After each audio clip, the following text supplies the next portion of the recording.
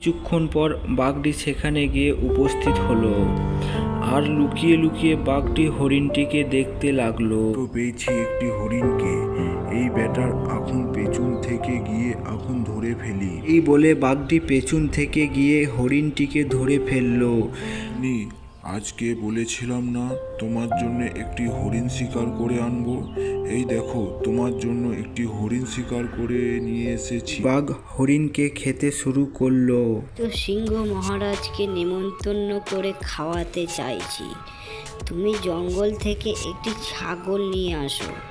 সিংহ মহারাজের ছাগল খুব প্রিয়। ঠিক আছে গিন্নি, আমি তাহলে জঙ্গলে যাই আর একটা ছাগল ধরে নিয়ে আসি। এই বলে বাঘ চলল জঙ্গলে ছাগল খুঁজতে। শেষমেশ গিয়ে তাদের মুখোমুখি দেখা হয়ে গেল। ছাগল শোন, তোকে আমাদের জঙ্গলের মহারাজা সিংহের